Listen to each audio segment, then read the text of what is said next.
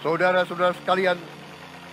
saya telah mencanangkan bahwa Indonesia harus segera swasembada pangan dalam waktu yang sesingkat-singkatnya. Alhamdulillah baru saja kita melaksanakan kegiatan dan launching ya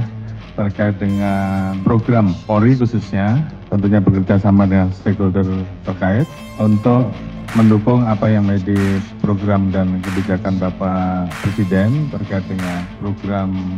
swasembada pangan, ketahanan pangan, dan juga untuk mempersiapkan support system dalam rangka mendukung program akan bergizi gratis. Kemarin kita sudah melaksanakan kegiatan di Jawa Timur, dan hari ini kita juga melaksanakan di Jawa Tengah dengan bersinergi. Alhamdulillah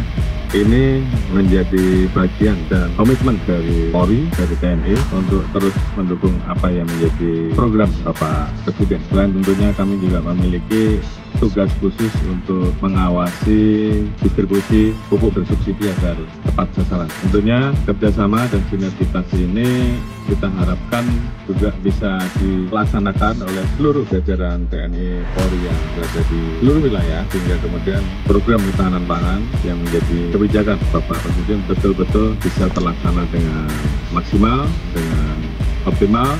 dan tentunya di dalam pelaksanaannya ini kita bekerja sama dengan masyarakat, dengan kelompok tani, dengan rekan-rekan mitra yang bekerja di bidang peternakan, sehingga kemudian hasilnya pun bisa menimbulkan multiplier effect bagi masyarakat kita dan meningkatkan pertumbuhan ekonomi, dan tentunya ini semua bagian dari ekosistem yang akan dibangun dalam rangka menjadi satu kesatuan dengan apa yang menjadi kebijakan Bapak